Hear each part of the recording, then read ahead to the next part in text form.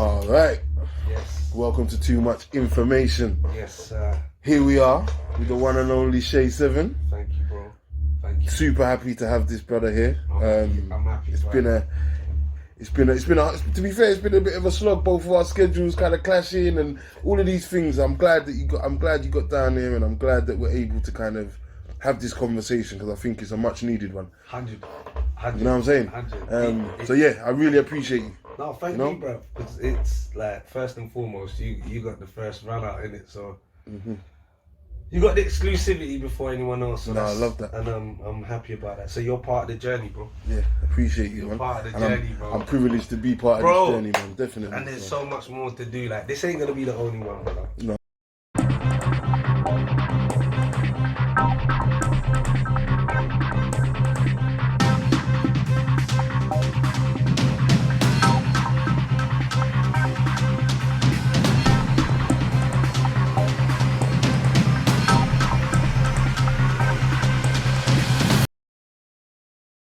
Before we get into that, let's get into you first. Let's get into early doors. Okay. You know, we had a little convo before. I was hearing a little bit, but let's talk about upbringing, right? Ends, where you from, family, background, these kind of things. So yeah. Alright. Who was Shai Sevin? Well, Shai Sevin. I say now let's reel it back a bit more, yeah. My real name, is Shai Aga, yeah. Okay. My dad's Afghani, but my mom's from Pakistan. Okay. So my name actually means Lion King, so love that. Kind of peng still. I'm not even gonna lie. No, Sugar. It's important. You know what your name means, and I feel like that arms you with a lot of power in life. But 100%. Yeah. And then what happened was, like, my upbringing's just a beautiful thing because it's very cultured, like not just my own, because I know my culture fully, and that's like the Asian culture. You know, born into a Muslim family, but my parents weren't strict about it. Right. So that kind of built me, like, you know, being very open into people's faiths and that. I'm not like segregated from everyone. Right. But yeah, like going back, you know, my dad, you get me? He's a doctor. Okay. So you know that's a big thing. You know. Very academic. 100%. And you know he wanted me to be that guy, innit? You know, like the whole family, like majority of the family was like, if you're not a doctor or an engineer, allow it. Like you're not hitting that. And you got brothers and sisters? No, me myself and that. Okay. Which is lit. I'm not even gonna lie. Like I love it. I wasn't even spoiled. That's the dope part of it. Yeah. My mum, like obviously my dad, you know, being a doctor, he's retired now. Like in the beginning stages, it was very, very strict. You know, studying, education. You know, it's about getting the right grades. And I don't even think it was. You know, maybe I might be wrong, but I don't think it was more about how much money you're gonna get. It's more about the respect. I hear that. Do you know what I'm saying? I think it's you're like, right. My son's a doctor, you know. Do you get me? Or you know, my cousin, he's a doctor. You know, it's a status thing. And but also as well, I feel like sometimes it's a as a parent you want your child to be safe moving forward. You want your child to be able to kind of look after themselves. Yeah. And just stability. Yeah. So it was more about stability, and I understand that. Like I've never. Like I grew up in the whole thing of understanding it. That's the main thing. Like a lot of people who like in my position, you know, they'd fumble. So to me, I was still blessed at the fact. At first, don't get it twisted. At first, my dad was very, very strict. Yeah. But that was after. So going back from you know, being, you know, a young like toddler. Right. Every family in the world, they always have music regardless. But it wasn't music ain't you're not doing music. Appreciate it, you know, but that's as far. It's not gonna pay the bills. Not even that. Again, it's not even about the P. it's about the status. What you doing? Like, Yeah. you know, that they know that the entertainment industry, even though they're not in it, to them, it's full of devils. And, you know, it's you know, it's temptations, like, temptations, you know, like drugs and alcohol and things like that. So it wasn't really a thing of they're happy to let their son, only son at that, you know what I mean? So, you know, growing up, you know, having music about, and like majority of my childhood, like, you know, from, I grew up around my nan. Okay. You know, like, all right, you know, I hope people, when they see this, I hope they understand, in the Asian culture, it's very, keep everything in the family. Right. I think in a majority in like cultures, I hear but, you, you know, it's not westernized. So it's like, boom, like the whole family's living in one yard. Right. Yeah. That's it. Right. Yeah. Yeah. It's that. You know, and I think it comes from the village mentality of back in the day. You know, just everyone stick together. It's a beautiful thing, though. But I love it. I love it. It's dope. So then with that now, you know, my nan, like my uncles were there. My mum. My nan grew me. It was a mad thing because I thought my nan was my mum and my mum was my sister. Okay. So I used to call my mum by her name. Do you get me? I used to call my nan Ammi, which is say mum in Urdu, right? Okay. So that was that dynamic. And so then growing up, you know, Bollywood played a big part in my growing up. Like I said, my parents would always listen to Sunrise Radio. It still goes on now. It's like very elite, like Bollywood, like it's up there. If anyone hears Sunrise Radio, they know. I still even know the jingle. The Asian station, Sunrise Radio. So I know that, you know, and you know, listening to a lot of Bollywood artists who to this day, you know, like they recorded thousands of records. Do you know what I mean? So I grew up on that, right? Subconsciously, not like I'm listening to a tune. Subconsciously, that's playing in the background. Always, obviously, you know, I'm listening to the Western pop music, you know, and it's always been a thing, a part of me that I wanted to be a part of that, but I didn't know. Okay, so okay, so you're saying that you're hearing all these musics around in your house, whether it's your parents playing it, or sometimes it's just in the background, it just happens to be on, and you gravitated towards it. Oh, yeah. But was there a moment, or was there an age, or was there a time where it came from, I'm just appreciating these sounds and this music to this is what I want to do. Okay. I want to be involved somehow. The seed being planted. Yeah, I was about to say planted. The seed being planted was the fact that as a young youth I was like, it's facts. I was born the same day as Michael Jackson. That we share birthdays. Right. So when you're young, you're easily influenced in it. So I got told that you got a birthday as same as Michael Jackson. So I'm telling everyone in school that he's my cousin. You know, like you're just gassed. So that to me just gave me the love for it, like the excitement, like which Michael still does to this day. Yeah. Just that, like the oh my god feeling. And Michael does that. Like I've even got like Polaroids of me with the you know the band album cover, t-shirt on, and just like feeling it. So it was that, and I think that kind of like mesmerized me, like me completely. Right. The Michael Jackson thing, like who hasn't been influenced by him?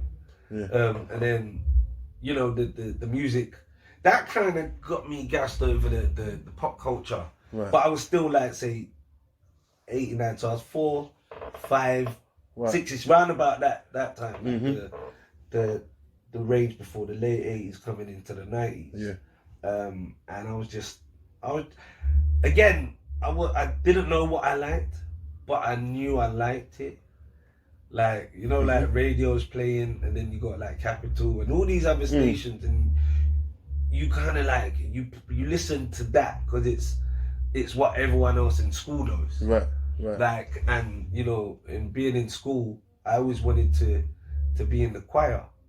Yeah, but I wasn't. But I used to fast myself to be in the choir. So why was you not in it? Because I didn't know. You didn't know how to go about it? I didn't know how to go about it. I was just like, there's a choir. I remember being in assembly and they called up the choir, school choir. Bro, I got up. I'm going in there. I remember, and the teacher's telling me, no. So, what? Nah, not who you talking to, but it was that kind of vibe. Yeah. And I was like, no, I'm in the choir. Yeah. You know, and that was like, I wanted to do music. I want to be part of that. I want to play like xylophone, glockenspiel and them thing there. I want to be in the music room. I'm talking about primary school.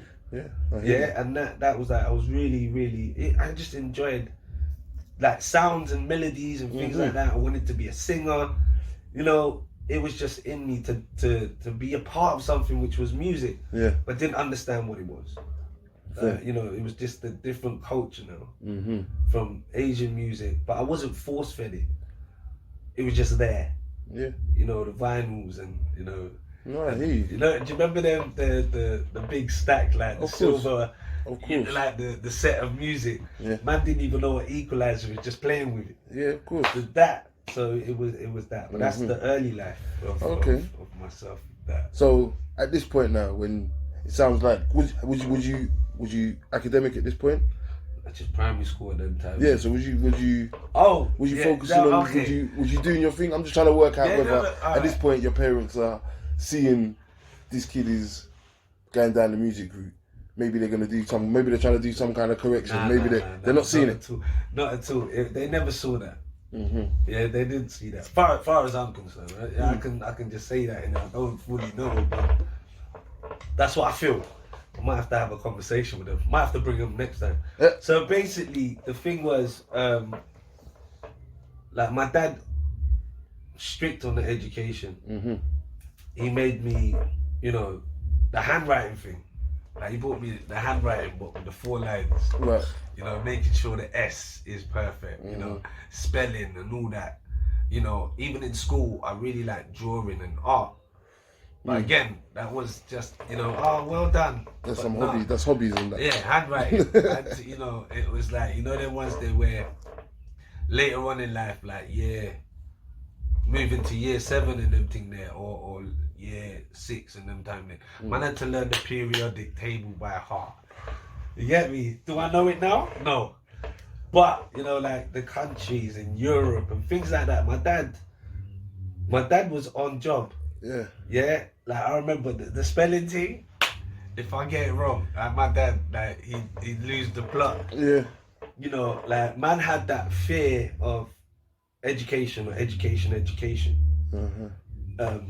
Music, you're just listening to it. That doesn't make no sense at that time. Yeah. So it wasn't. Yeah, it wasn't really. That's an interesting way of kind of analysing the difference between the two things. Yeah. Alright, so that's primary school. That's primary school. And are you a good kid? Are you getting in trouble at school? I was that you who used to get bullied. Okay. I was bullied. Yeah. And the brother who bullied me had the same birthday as me. I was like, bro, maybe you just vexed that we shared something. Yeah. I was bullied. I don't even know why. I think they don't even know why. It was just one of them things, innit?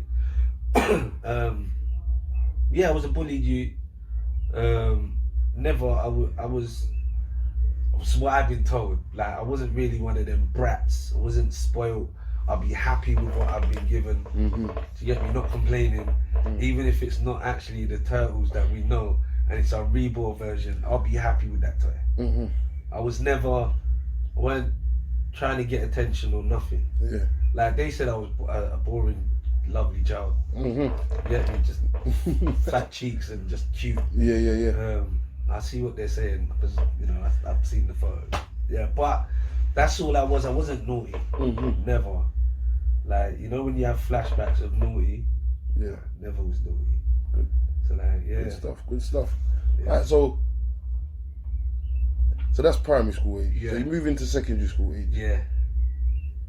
By hook or by crook, you always get a bit more freedom there. It's different. It's a different level. There's less influence from the parents, and you generally care more about your social circle. So who was your social circle? It's mad because the school I went to, Ernest Bevin, I didn't really know anyone there. Okay. So everything was just fresh. So where we used to live, like, we'd move fast forward to a different area. So there was no, like, from primary school, no one from primary school went to your secondary went to my secondary. Yeah. So it was like, even though I feel like my brothers at that time, I've known them my whole life, nah, they didn't go to my primary school. Year 7 was a madness because trying to fit in like that was crazy. They put me in the bottom stream, like, and I don't know why, but they did. I think they wanted numbers, and then straight away they just put me on the top one. Yeah. But I still don't understand what that was about. But even then, because I was 11 before we even went into primary, secondary. Yeah. I was writing poems, like little rhymes. But then in secondary, yeah, that's when I think life went. Didn't, not for the bad, but it just changed, the dynamic changed. Yeah. In what way? It just it was a boys' school, innit? Okay. So you're surrounded by testosterone, but you don't even know what testosterone is. So you're just seeing, now you're seeing bad news. Now you're seeing a whole different dynamic. You're like, rah, okay, like, what I'm going for this one, like, how am I gonna fit in? There's no, do you know what I'm saying? I can't. How am I gonna make friends in this environment? Yeah. And it was difficult at first because, like, I made a few friends, but they weren't patterned. Like I got on with them, but I didn't get on with them. I was more concerned about just, this is boring. I want to do something, but I didn't know what I wanted to do. I know music was there, but it was like, okay, what is it that I like? So it was a weird transition. It was very, I'd say, I don't think it was difficult.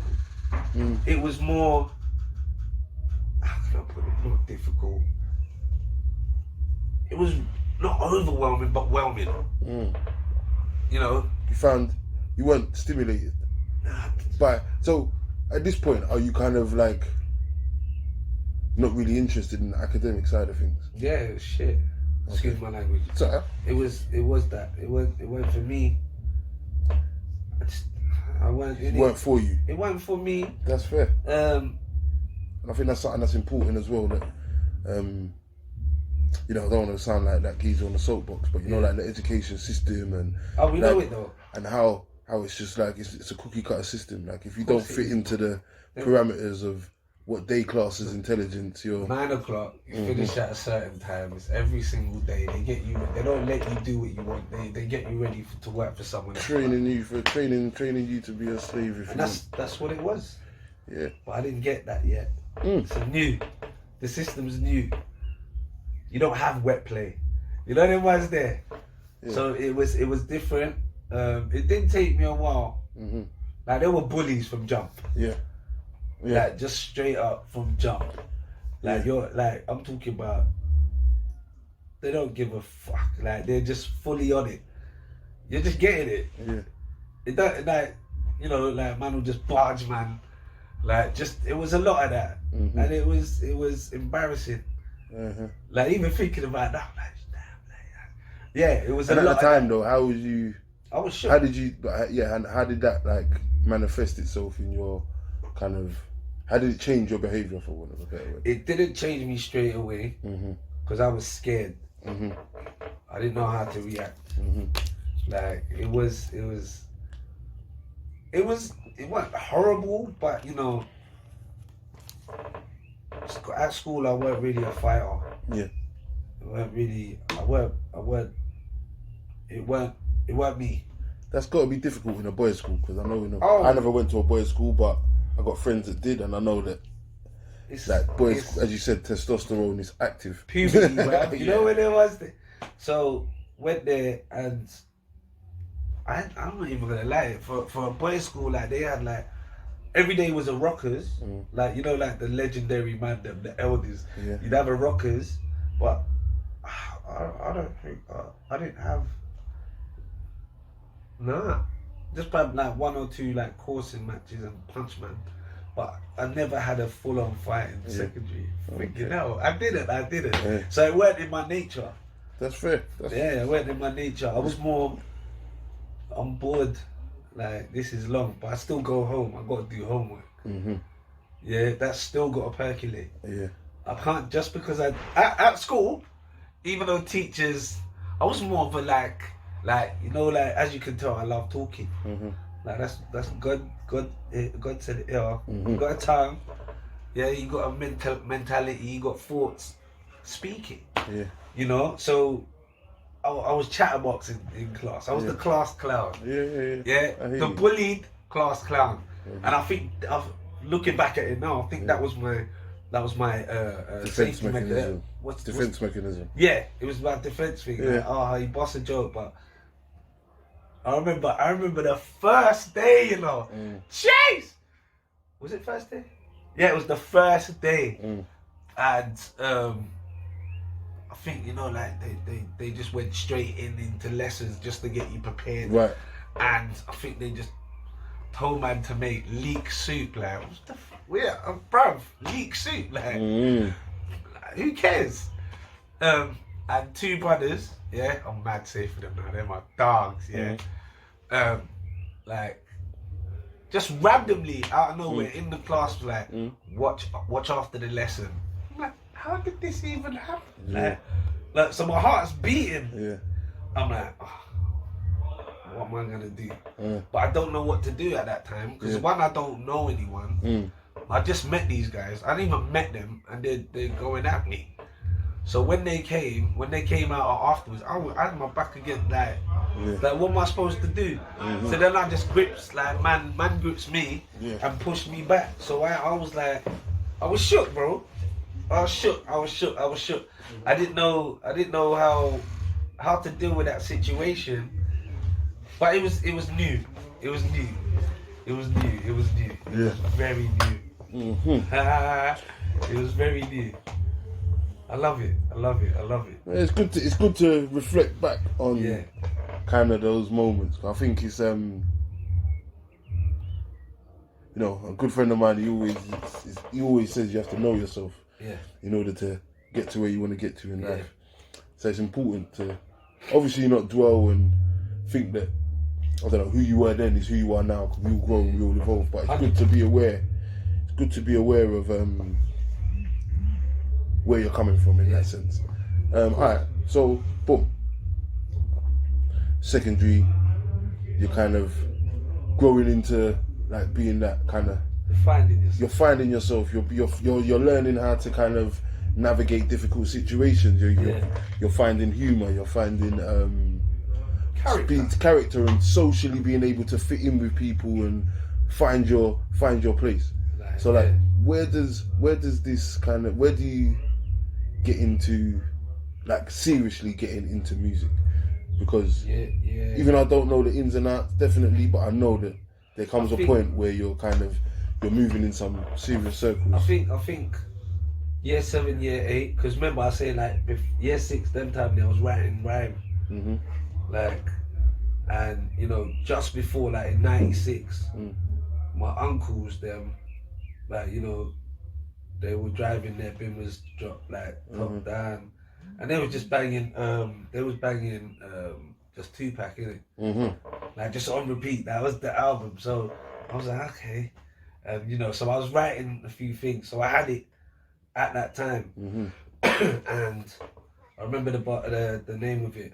Don't ask me who I was running from, but the bar's called Like a Fugitive. Don't ask me. Like, would you know Fugitive at 11? But I did. So just writing, you know, and all I knew was an American accent. So, but then you didn't know what was going on. So that was that. And then, like I say, year 8 was because now you got more opportunities in secondary. Yeah. You know, it's more open. It's not like primary school was a different structure to now. Right. In now where I was, sorry. In secondary, it's a total different. You got options, you know. You're free. You're a bit more free, and it was easier to kind of just get gassed about music. Because it was more than just a xylophone. Now you got a music room, you know, like they got keyboards now. Yeah. So you're starting to play what you think is dope. Like in your head, you're just playing keys and like, oh my god. You go to the drum kit, the number one everywhere. Yeah, it's 127. Yeah, it's in every keyboard. Yeah, you go there, the drums are there. You get me? You're just vibes and getting like, oh my god. Obviously you're out of rhythm, but you're just getting mad, like get like, this is it. Yeah. Like I'm making something. Oh, so it's the excitement. Yeah. And I always wanted to be a part of something. I remember though. I wanted to be in a boy band. Remember, pop was my thing. Do you get me? Like the Backstreet Boys, when Boys to Men not Boys to Men. Yeah, Boys to Men, E17 and all that. Right. It's boy band. You get me? And so obviously rap wasn't really my thing. I was a singer. I wanted to sing more. You know what I mean? Like I grew up on boy bands. Yeah. Yeah, I love all of us of a certain age. I think that was like that was a thing. It was just everywhere. That was like, remember you're in the pop world, so everything you hear is what you're gonna want to be because it's cool. Do you know what I'm saying? Like them time there, like man used to man will sing like E17 was actually I think at that time because they were like I didn't know who Jodeci was. Yeah. But they're the UK's white version of Jodeci. Like they're tuggy. So you could like, oh my God, like they're bad boys. So that kind of gassed me, but I still wanted to be a singer. That was my thing. And then obviously, now you got like performing arts, you got drama, you got music. So they're all different. So you got, different lessons. Yeah. And drama, I was into a lot. But this is like later on when they allow you to. Yeah. But I was very, very much interested in the arts. Like even art. Like, drawing, painting, all those things. Like that, again, it was just the arts that really like grabbed you. It was thinking about it now, like that was it. I don't want to do anything else. This is me.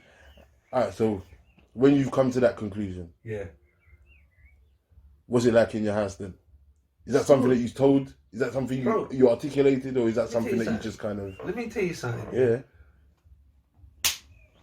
Well, like I've only like my dad's just strict. Like GCSEs are coming, innit? Like so. You're just getting prepared for like mock exams, so it's just preparation for the education, the end product. So, and then it was strict because like my dad, like now he's calm, like he loves it, like he showed man off the cousins and that and aunties and that. But it was strict. He used to like take education very seriously. It's in their blood, innit? Like education. So he took that very seriously. So you weren't happy with this? It's not even happy. He didn't really know, innit? Okay. Like that's in school, innit? So you still kind of doing your stuff? I'm doing my thing. I'm writing bars and whatnot, and still don't know structures of songs, but I'm just writing. And I think I created a group. And one of them is actually a very big YouTuber. Yeah, so mad. But me, him, and another brother, we make this little. Now we've got like a pop group now. Yeah, my name's got a pop group, and then we just do covers and we just start singing. So singing our favorite songs. Right. So that's like year 8, year 9. It's covered up to that, and then after the band split, it was, I remember it was in design technology, at the time, like, I was just again, class clown, just being loud, and just talking about music, like, it was my main subject in conversations, I was into it a lot. I'm thinking 2008. No, 98. Sorry. Okay. And I was in design technology, and I was sneaky as bro. I don't care that I was sneaky in it. Yeah. But it was fun. Do you know what I mean? And then I was in design technology, and a guy who's known as Fontarelli right now. We was in design technology, and he overheard me talk about music. So he was this eavesdropping like my conversation. So he was quite interested. Like, what's this guy like? All right, he knows music. Like, he's not talking anything.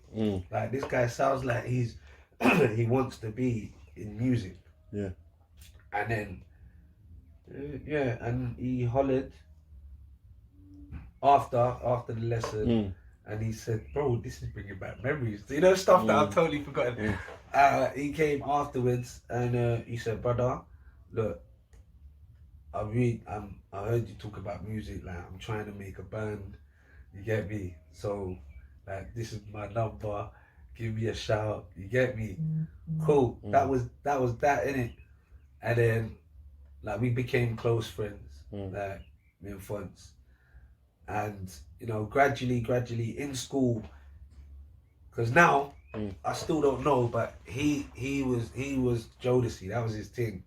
He wanted to be Devontae, but I didn't know who that was. Black music wasn't in my radar.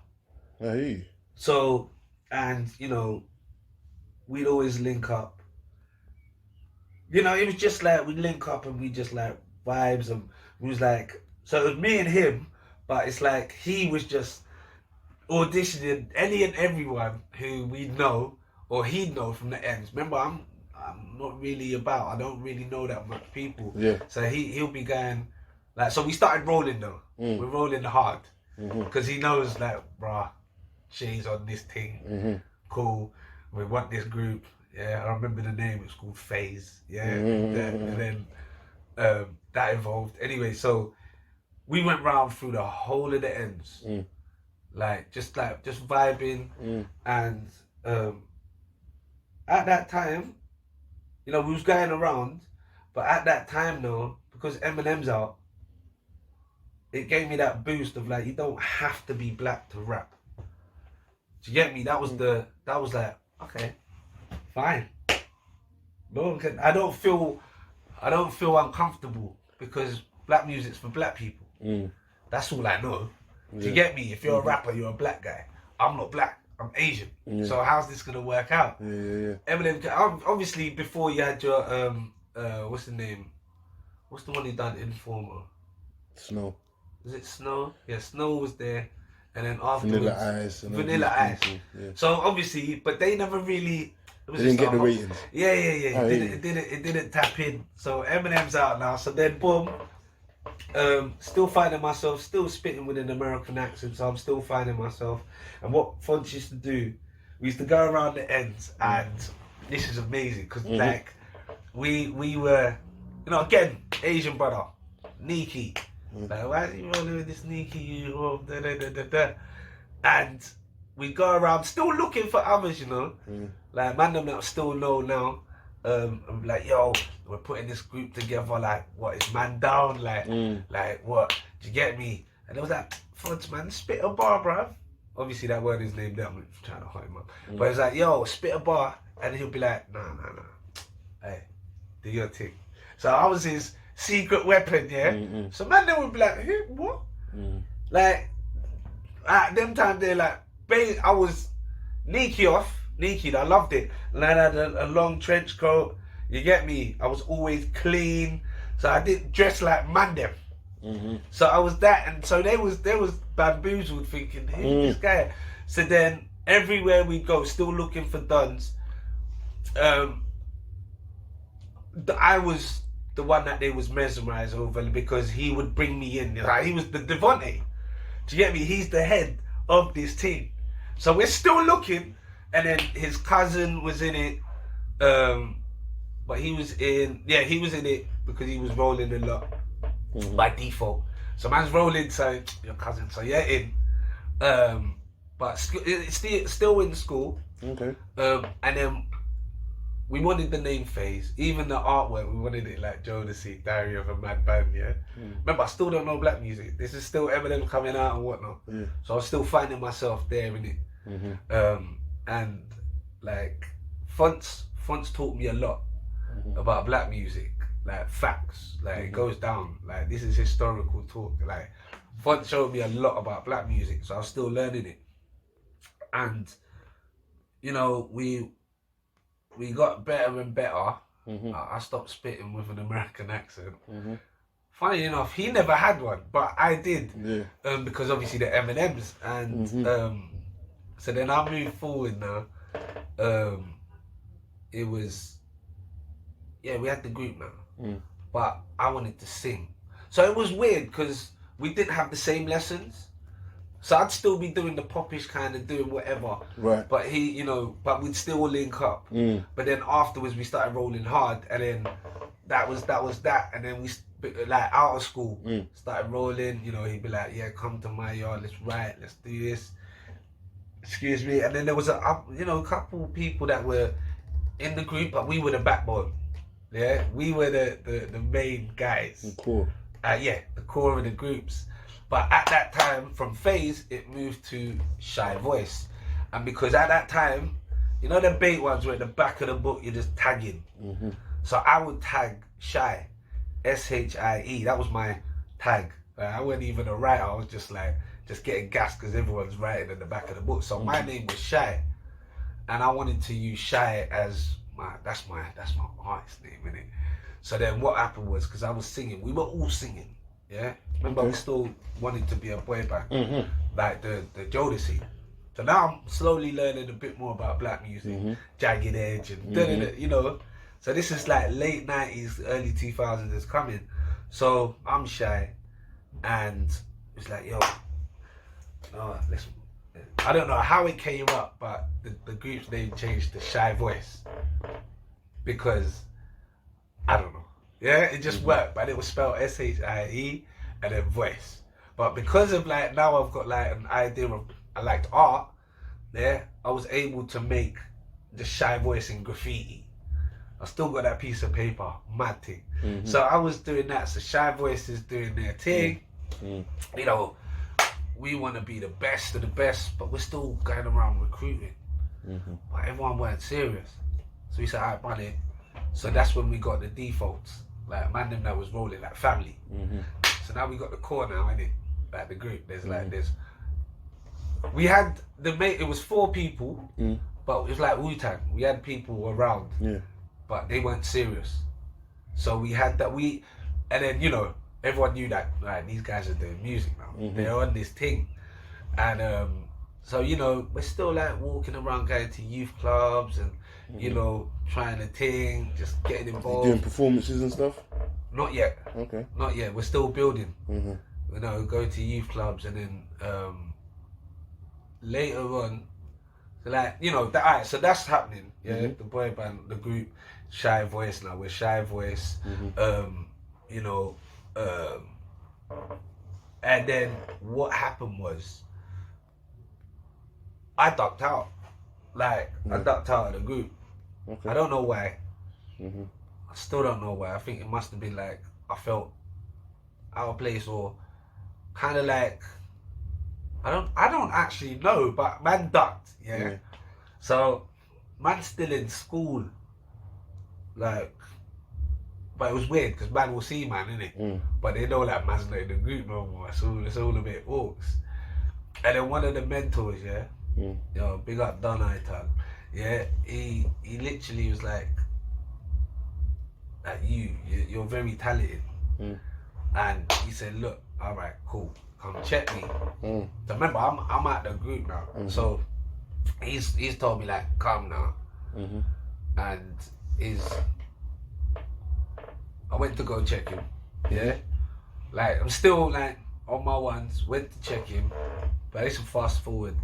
Like after, like say, year 8, year 9, yeah, I was like, fuck this. You get me? I'm doing my own thing, but I didn't know what I was doing. I know I'm rapping now.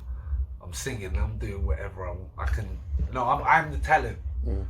Yeah, and I can't fully remember the timeline, but I remember he took me there to a studio. He took me to the. It was 2000. So Solid was recording in that studio, so I'm gassed.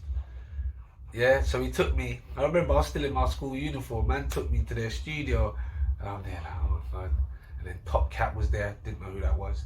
Yeah, and then, you know, there was kind of celebrities there, and I was gassed. You know, I was hearing exclusives before they even hit the album. Like, and I was just completely mesmerized. I didn't know what production was. I just heard songs, and so yeah, he hollered me. I went to his yard. He was like, look, I want to make a crew. Because remember back in the day, the days were always crew. Yeah? Like, at the end was always crew. It could be anything. And I was at his yard, and I was like, we need to think of a name. We need to think of a name. And he, you know, I'm just like, I'm gassed now, innit? Because he's interested, so I'm gonna do something. And on his mantelpiece, no word of a lie. No word of a lie. He had a box of incense and it said Feng Shui on it. Yeah? That name just, I gravitated towards it. I was like, Feng Shui. I was like, Feng Shui crew, Feng Shui crew. They said, alright, Feng Shui consortium. You know, like, because man's still in school, man's got words. Just, he's like, Feng Shui family, K2 family. Do you know what I'm saying? So it was just Mez just talking and just, you know, just being absolutely like excited to be in the fact that I'm doing something that, you know, man's gonna have a crew. And he said, yeah, you're gonna be the main guy. I was like, you know, like, okay, yeah. And later on, I don't know what happened. Nothing came of that. Nothing came of that. But I really like the name Feng Shui. And later on, then man there, I was at one girl's house. I was just there all the time. I was still young, like I'd say 15, yeah? They came to the yard. I don't even know if we had beef. They came to the yard and to hers to knock on the door, and it was like, come outside, man. I was like, oh, come on, man. Larry! You know, I don't know why, because I was, there's two of them. And it was like, come man. And then they said, we're going to the playground, to the swings. I'm thinking, they're gonna rush me in it. I'm fucked, like, they're gonna rush me. So we went there, and I said, alright, cool, whatever in it. It is what it is. I'm gonna get, just whatever, just do whatever. And then they started laughing. They said, nah, man, I'm joking, bro. Like, you understand? Like, we just wanted you back in the group. You get me? And I don't know what it was, but I was like, I felt wanted and I felt happy. You understand? So went back. I'm still trying to figure timelines, so don't watch it. But just roughly around the early the 2000, that late 90s, 2000, yeah. So Solid days. So then that happened. We got back to the group. Still Shy Voice. Yeah, still Shy Voice. And I don't know why, but I always, like, I loved Feng Shui, innit? Like, that name was litty. Like, I was like, man's writing bars now, we're spitting more so than singing. We've got the jagged edges or whatever, we're doing covers, we're doing this, that, but it's not, like, we're harmonizing, well, we thought we was harmonizing, but, you know, we're still in that group mode, but now rap's involved, you know? But then again, you know, he's already shown me, like, you know, how I'm spitting, and he's, you know, roughly around the same time, you know, I'm the secret weapon and da-da-da-da, I'm in. And I was like, nah, we can't be called Shy Voice or something like that. I don't fully remember, not verbatim, but around along the lines of, nah, we need a new name. So I just thought, fuck it, what about Feng Shui, innit? Feng Shui crew. And it was like, I don't know if they was in it or not, but I was stuck on that. I was like, if we're gonna do anything, it's Feng Shui, bro.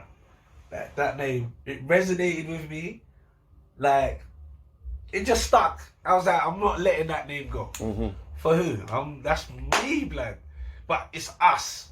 Feng Shui is us. And then it stuck Do you get me? It stuck, and I'm trying to figure out the times. I still think it's 2000.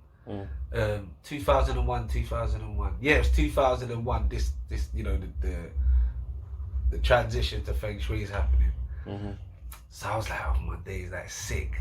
You know, I had like, because I was the only one who had a PC, because when I went to Pakistan with a family, I had the PC.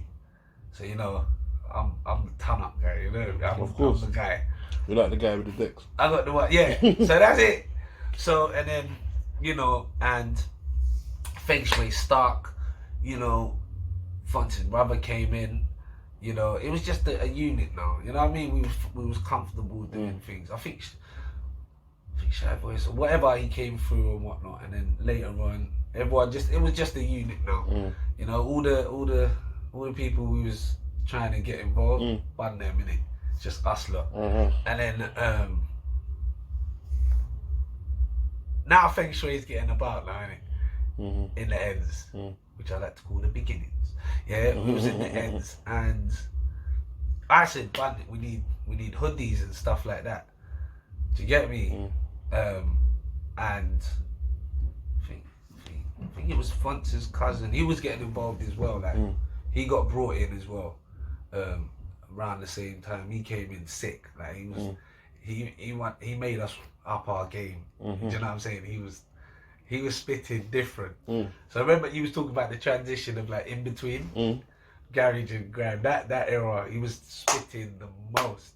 And so he's in the group now, and it's like he was the adult.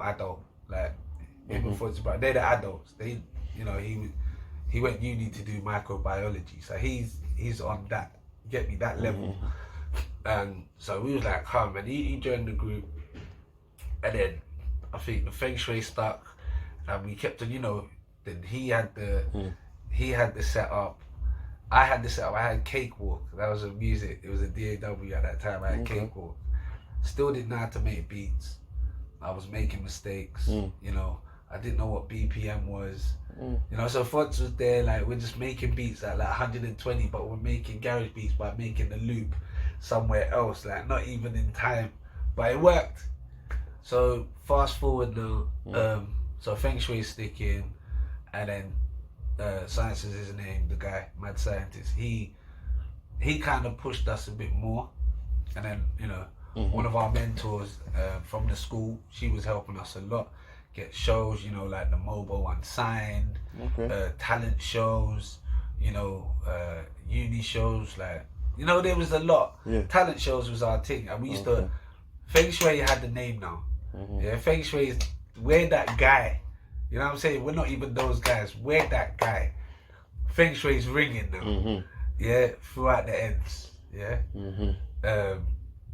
You know, and then we got hoodies done, and it was I like, you know, doing the artwork. So we done on Microsoft Paint. Man had the yin yang, and I scribbled in the F and scribbled in the S. So we went to get the printing. We got the hoodies, got the Feng Shui here. Yeah, we had the yin yang at the back. Black and red was the colors. Like I love black and red. So we had the yin yang there. We had our names at the back. I was called Shai W because I like Pharrell Williams because he had his vibes. I don't know why I was called Shai Williams. Don't know how. But it was just, you know, and then you had Fonts and, you know, Winnie and all different names. And then we just, you know, we just started just like, that was it. It's Feng now. Do you know what I'm saying? Hear this though. Hear the question. Yeah. Hear the question because I don't want to run out of time. Yeah. And but I definitely do want to touch on this. Like, congratulations on having a year. Yeah. Congratulations on a year sober. Yeah. Just quickly touch on kind of before the year, or what made you decide to go on the journey to be sober? Why was that a thing that you needed to do? Like why? Yeah. Because everything we do, there's a why. There's a reason behind it. I was like you know, it's 15 plus years, right? it's a touchy subject, you know. But I'm free for speaking on it. Like, I don't know why, but I like drink.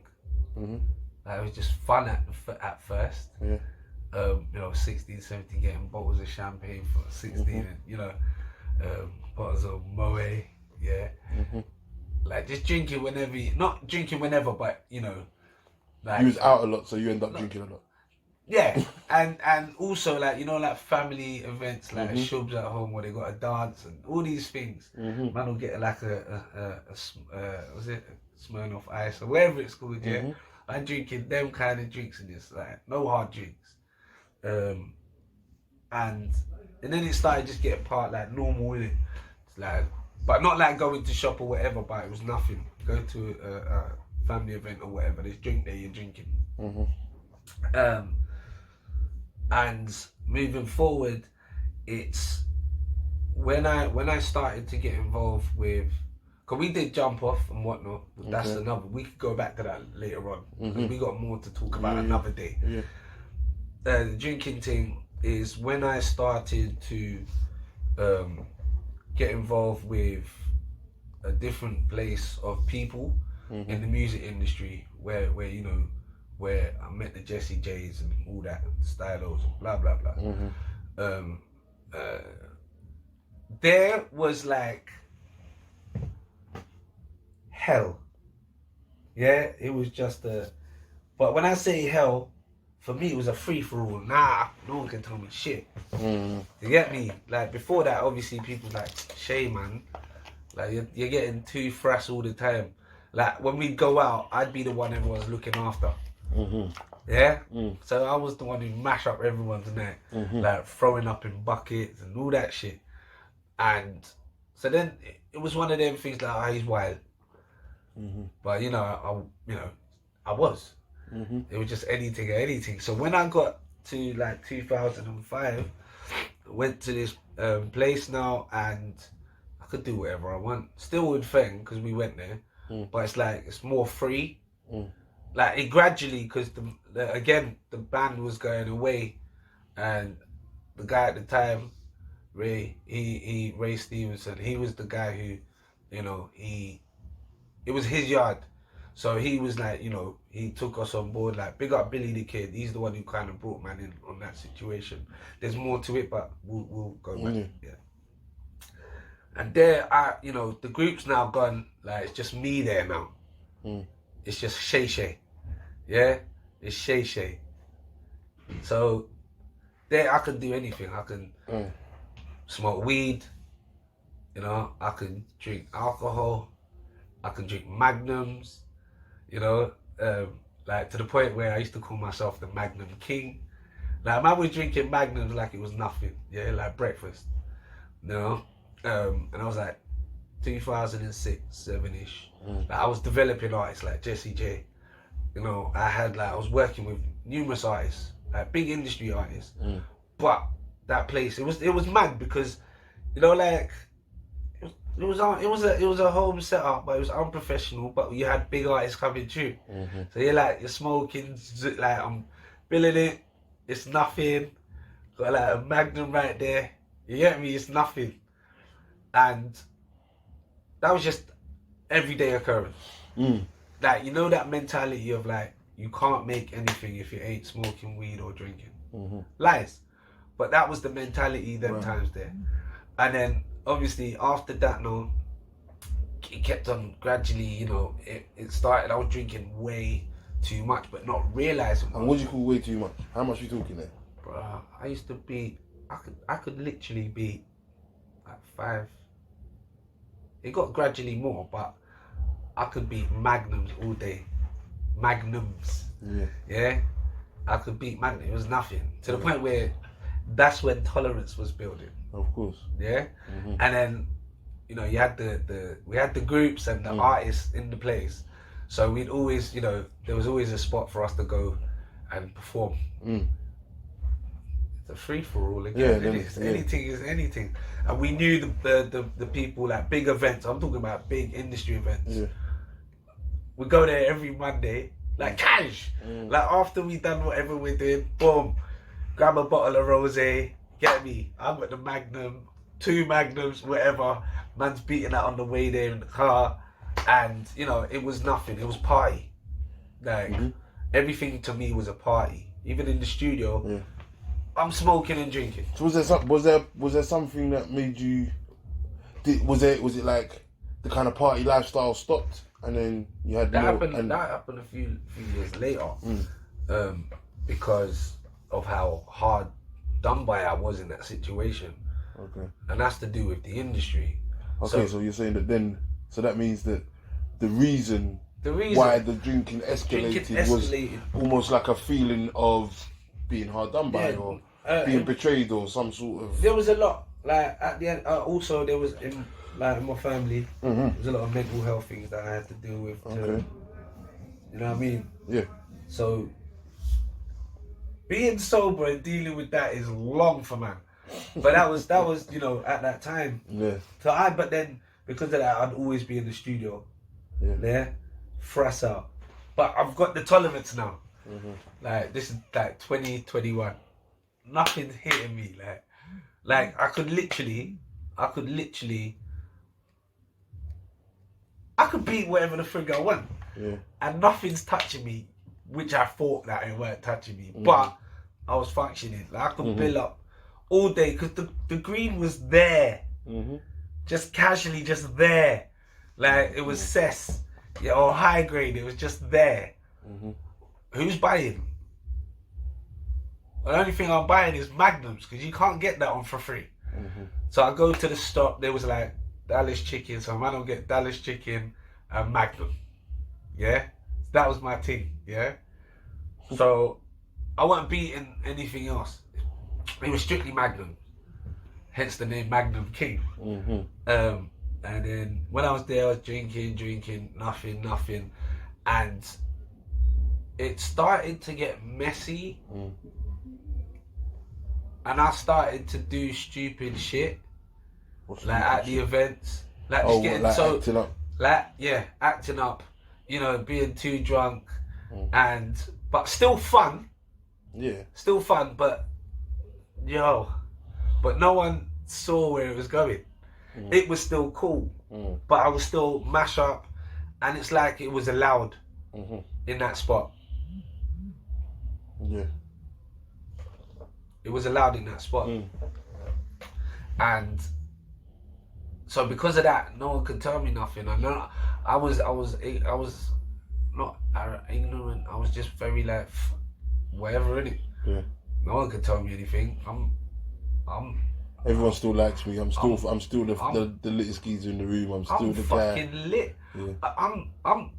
Do you know what it wasn't an ego thing, but it was like, do you not know who I? Do you not know the tunes that I've? Them delusions of grandeur. You know what tunes I've made, and I wasn't egotistical, but I know it was subconsciously. Do you know what tunes I've made? I'm the guy who made My You by Stylo G. Yeah. I'm developing Jesse J. We're mashing up shows. Do you know? Like I'm that guy. Like, but it wasn't portrayed. It was more like to myself. Yeah.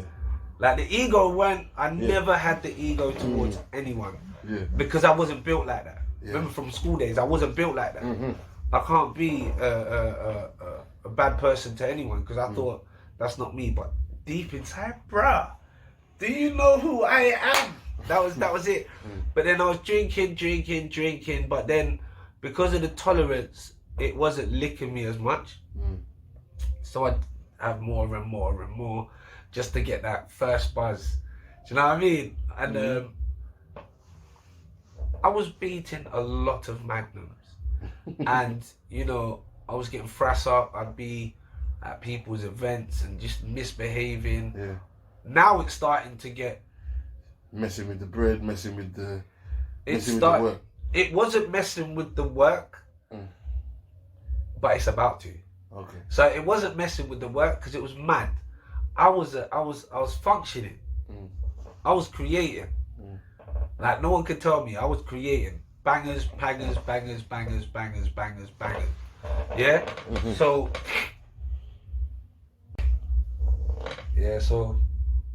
as I was saying, it was starting to get mad.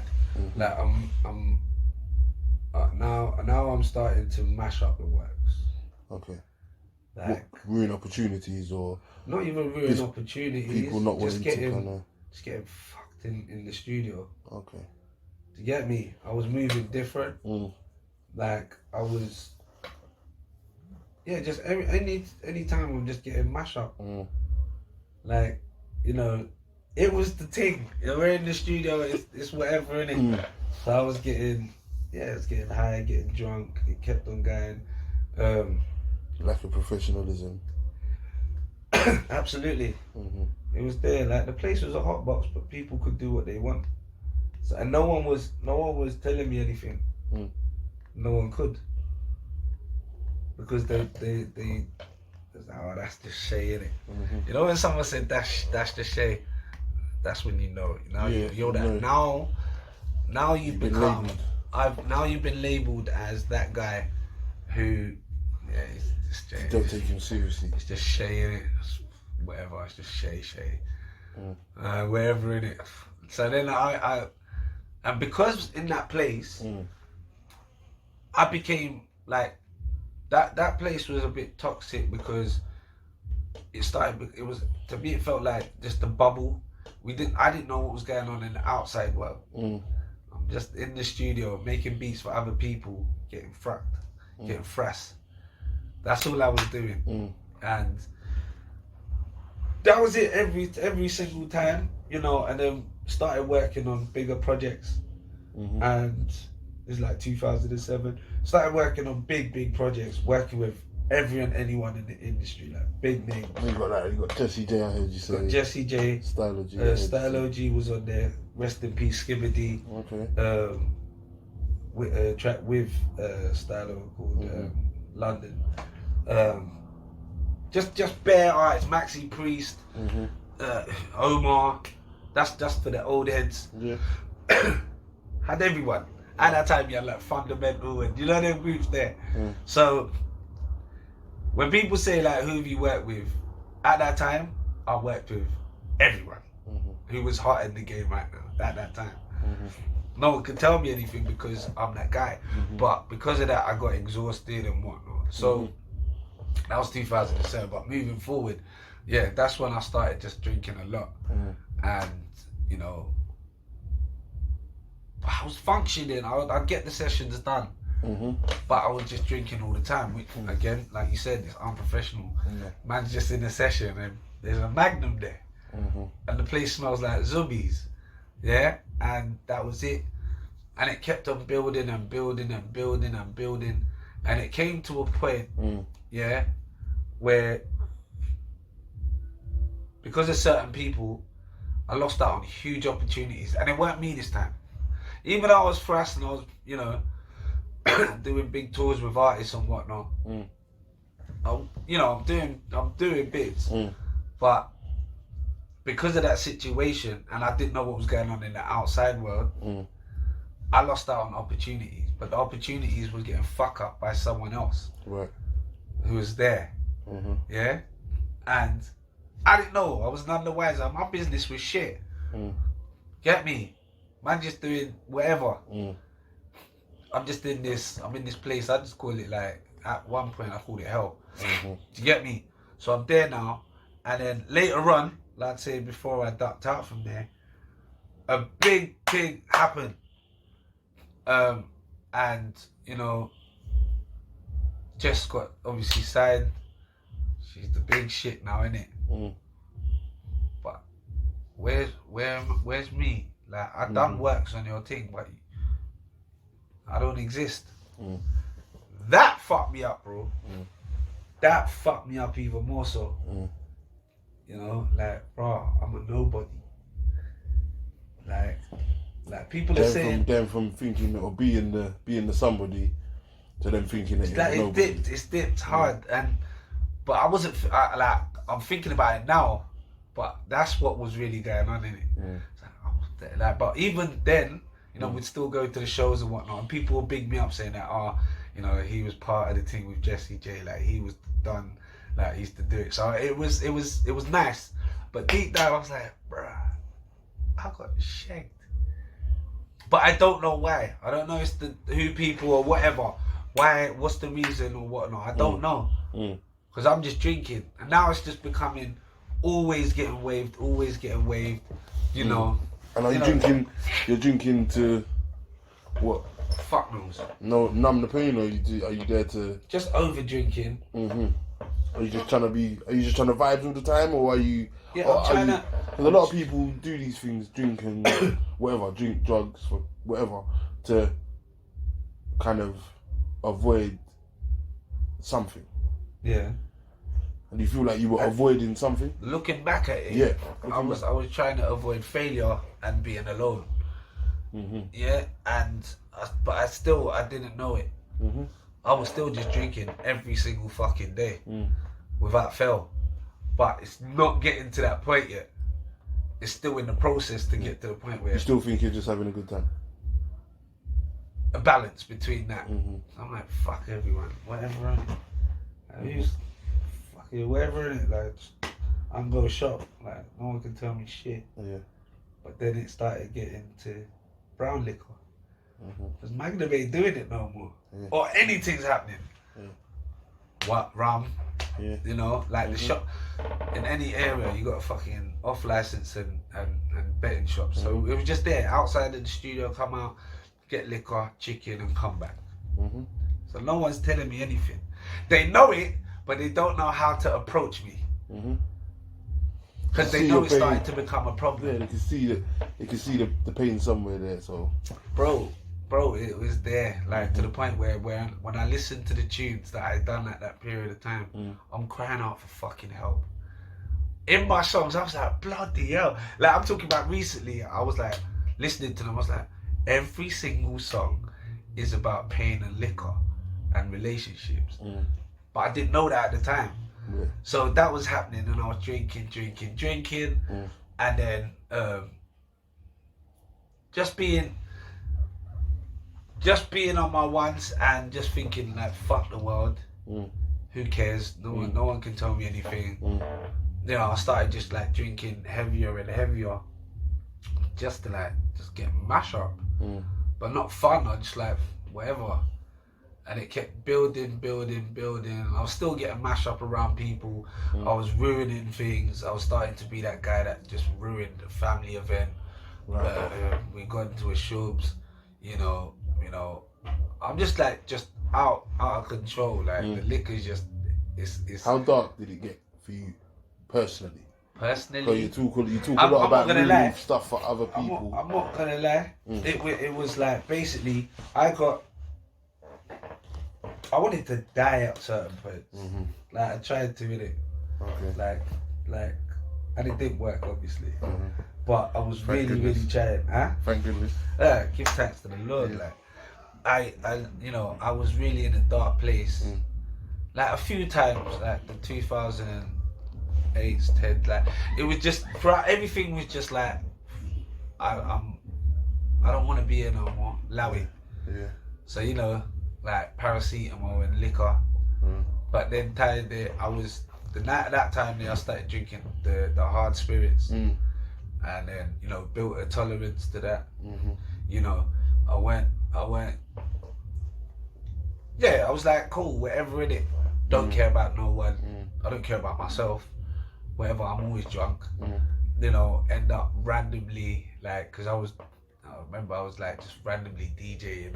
Like just DJ. I got a residency on a Wednesday, and I get drunk, meet people, end up at their yard, because I was just like, people would get fed up of me. Now I've got new friends. They're just like, you're a party guy. Hey. No one's judging me. I would make new friends all the time, because then it gets to a point that I fuck it up for them, and then now I've got a new set of friends. He's just that party guy. Like, look at him, he just fell over. Nah, B. And then it started like physically, it got on top. Like, I didn't realize it, but I was losing weight, not eating, throwing up. Everything was just like doing bits for me. So then, moving fast forward, I just started drinking vodka for breakfast, lunch, afternoon, whatever. Just doing that every single day. Every single day. You know, pass out at people's yard, like literally drop. Do you get me? Having like, you know, just absolutely ruined. Sounds terrible, my bro. I'm not gonna lie. No, it's horrors, bro. So let me ask you this then. Yeah. How did you, because like I said, congratulations again, 12 months or probably more than that now. More than that. But how did you just stop? Or was it a process? I've tried to stop bare times. I've tried to stop bare times. Yeah, like I said, I was crying for help. But I was lying to people because you can smell liquor. Do you understand? Like, just making up excuses. You know, went to AA for a bit. And that wasn't helping me or whatever. Again, come out of AA, there's an off license there. And, you know, drinking and whatnot. And then when I meet up with people, like, yeah, man, I ain't drank for ages. Bro, we can smell it. But no one's saying anything. And, you know, then I was crying for help and I wanted to go. I stopped, didn't drink for a week. And then I started drinking again and I was like making up excuses like, my doctor said, my GP said, if I stop drinking straight away, yeah, then I might die. And, you know, just making it sound like the worst. So no one can say nothing. So I was drinking. And, like, it came to a point where, like, I fucked up real bad. And this is a year and a bit ago. I just didn't care. Yeah. Went to someone's yard and literally I said whatever. Because I was drinking spirits now, innit? So it's nothing. I could beat that. It's nothing. So I got like a litre of Glen's vodka. Yeah. Fuck it, That's mine. Yeah. And this is facts. So the day before, my brother knew that she warned me, my bestie, she warned me, she goes, look, if it's Friday tomorrow, please, whatever you do, just, she knew the levels. Because I was like, no, I'm not going there, don't watch that, lies. So she knew the lie. I'm so glad I went there, by the way. So I went there, got the Glens, and then boom, like, I was like, fuck it, let's get some lines. Let's get some coking, let's get some ease, let's go all out. And that night, bro, I could have died, blood. I went all out.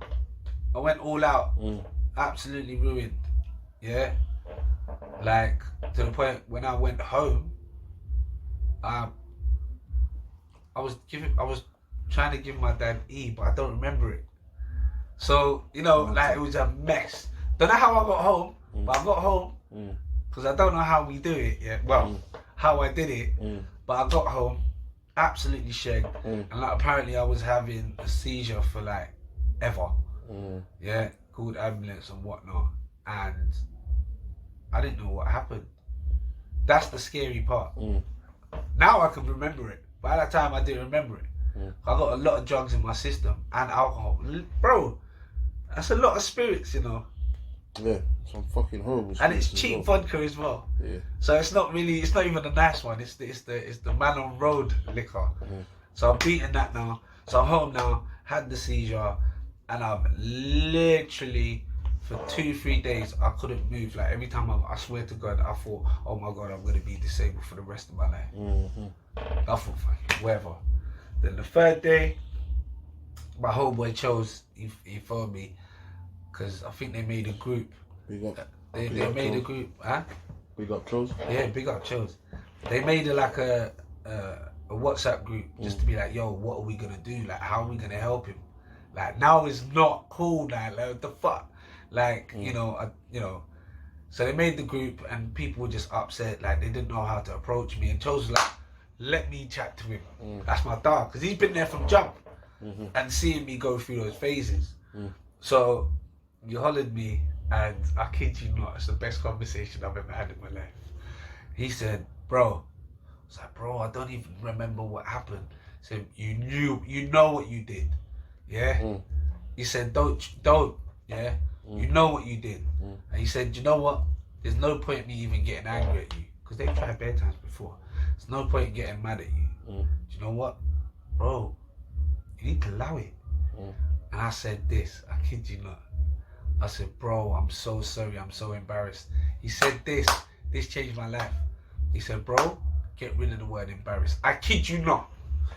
That sentence helped. I've been trying to cry out for help, you know.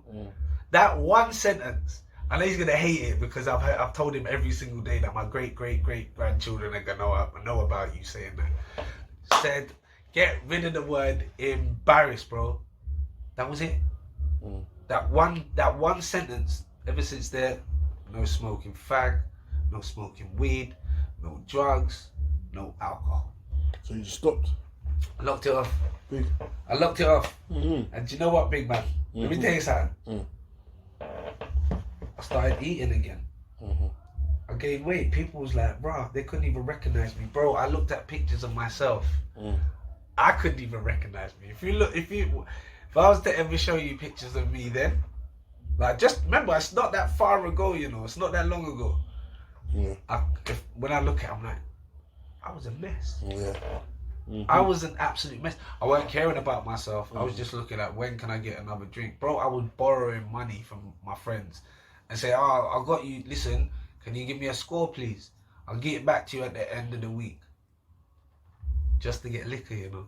I hear you. Do you know how deep that is, bro? I do, I hear you. So with that, so now I was looking at that, I was like, yo, I need to allow it because I'm going to lose all my friends. And I was telling white lies to my close brethren for no reason, to the point where I'd be lying, but I don't even remember the lie and I don't even know what I said to them. So that crept up on me. So when that day happened, oh, thank you so much. I love you for that, you know. You changed my life. That night was meant to happen. If that night didn't happen, we wouldn't be here chatting. I hear you. Yeah, that 100%. night changed my life. Like, to be able to speak on that, it's a beautiful thing. And I hope I can inspire people. Alright, here we go. Great segue. Yeah. Here's the question I'm going to ask you now. You got to kind of keep it half, kind of short. Not short, but... Yeah. Quick things. Quick fire round. For the somebody who is sitting down now struggling. Yes. For somebody who doesn't know how to kind of stop, or doesn't know how to think. Not even just because you can do that as well, but it's more about mentally. How does someone deal with something that they think is out of their control? Because with your situation, like the Jesse J thing and all these people that are kind of maybe judging you and not feeling judged and not knowing how to navigate that, it's out of your control because it's other people's influence on you, right? So how do you let go of that stuff? How do you move past that stuff? Because I believe that's kind of that's a big part. That's a big part because I think how you've dealt with it, being able to stop like that, not like that, but do you know what I mean? Some people might not. So do you get the question I'm asking? Yeah. I feel like I maybe was talking. What is, as in, like, how to get to that point? How to be able to hit it head on, right? Yeah. First and foremost, you can't rush greatness. Yeah. At the end of the day, just because you only see the success, don't forget, it took me 15 plus years, maybe 20 years, just for 1 year of success, and many more to come. I hear you. Do not pressure yourself. Nice. Ever. Take every minute, every day, that you've actually taken that step. It might even just be a day, bro. That's a big achievement. From anything. It could be addiction to food, any kind of addiction. That first step you take is a blessing. Don't rush. Don't look at others who have done it and be like, oh, let me, if you could do it, I could do it. And then you just take your time when you're ready. Don't try to please them. Learn to love yourself. Yeah, and it takes time. So don't rush into anything that you want to achieve. Like when it comes to addiction, it's a horrible disease, you know. Yeah. People don't really. It's one of up there with like heroin and crack and whatnot. Alcohol's up there. Of course. But people only see it as like, that's dirty, not realizing it's a disease. addiction in general is a disease. It needs help. Don't just like try your best to, you know, even if you feel sad, cry. Crying helps. Yeah? Get motivation. Motivate yourself. Every day think of like what you're going to achieve. It could be anything. Today I'm going to drink a glass of water. You drink it, you feel like, alright, I didn't need to drink that liquor. I just drank a glass of water this morning. That's the start. No, you know what I mean? So that to me it's like, don't rush it. Because greatness is gonna come, and just leave it to yourself, and just learn to love yourself. It's very hard, but trust me, it's so possible. And there's many more people like myself. Of course. So, and they're beautiful people, just like the people that are going through it right now. But yeah, don't minimize your achievement though. Don't minimize how great you've done and the things you have achieved and the things you will achieve. I'm extremely proud of myself. Good, you should like, be. I'm extremely proud of myself. I need a Blue Peter badge. Yeah, I'm so gassed over what I've done. You got too much information. 100. Good to go. Boom. I need a sticker for my lappy. Don't watch that. But the thing is, yeah, I'm proud of myself. I'm proud that I'm able to be who I am. I'm proud that now I've actually put my own projects out from myself. I own everything. I don't have to. Bro, within that 20 years, yeah, I only had 10 songs of my own in 20 years. Now I'm churning tunes out. Like my achievements are possible. Link will be in the description. What's the name? Is it? Where can they get all that stuff? You can on all socials. It's I am Shai Sevin. I'll probably have something there. Yeah. It'll be there. I am Shai Sevin, yeah. And for the gal, them 07. No, I'm joking. So you can catch me on all socials there, and by the time this goes out and whatnot, I'll have my straight bars that came out on the 8th of April. That's out there, and the single Never Did Drill. So yeah, that's that. Big but yeah, stuff. brother. Big stuff. Do you know what, big man? Go on. Let me tell you something, Chucks. Go on. Yeah? Thank you so much for giving me this opportunity. And thank you for having this platform and letting people be themselves. No, definitely. That's it in a nutshell. That's a blessing. In a nutshell. Love, my brother. Thank you. Before we go, quick fire. Alright. I love this. Random questions, yeah? Random ones. What is love? Love could be anything. Curveball at you there quickly. You weren't expecting that one. Love could be anything. Just a passion and passion and wanting more of what it is. Okay. What is forgiveness? Peace within yourself. Okay. What's your message to the world? Learn how to be kind to yourself first, and then be kind to others. Don't hold on to grudges. Life's too short. Okay, what would you tell a 16-year-old you? First and foremost, don't be afraid of what you're about to achieve. Regardless of what puts in front of you, you're going to win. Just because it's hard, you know what you're about to achieve. Just keep that vision. All right. You got this. All right. Should Will Smith have slapped my man in his face? Should they have even staged it? Do you know what I'm saying? There's too many. So you don't think it was real? Gas, man. They're all actors, bro. Alright, cool. Well, I hear you. They get paid to cry. Cool. They get paid to pull back slaps. They get paid, man. It's at the Oscars, bro. I hear you. Okay, I hear you. Yeah. It's a good marketing tool because Chris Rock had a world tour that no one cared about. It's true. Very true. And Pfizer was putting out a medication for alopecia. I heard about that and they funded the Oscars. I heard that as well. Listen, marketing, I love it. I hear that. Welcome to the entertainment industry. Yeah. Anything else, bro? Two more things. Alright, cool. One artist that everybody should check out. Shai Sevin. Apart from yourself. Chose. Okay. And what's his? Has he got a website? Is he just CHOZE, right? Yeah, Chose Official on all platforms. All platforms. Check him out. Yeah. Are you a reader?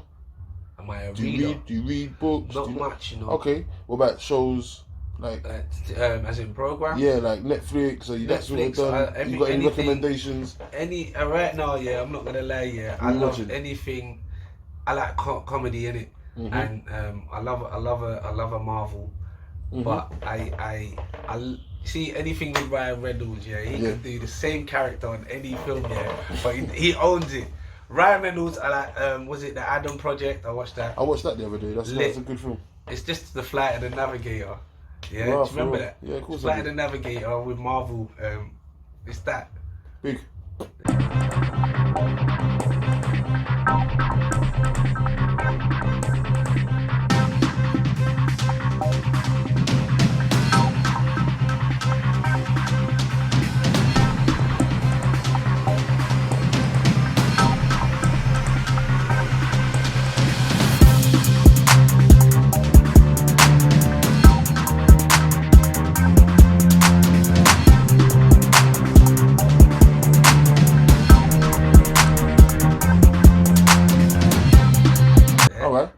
Anything else? Nah, but that's us. Listen, thank you for giving me too much information. That's all good. We're definitely gonna have to revisit again. 100%. Love to you. Love to you, bro. Love to Ear for Music Studios for 100%. hosting us for the day. Absolutely. And yeah, man, too much information every time. Let the games begin. Come on. Love. Love, love, love, love, love.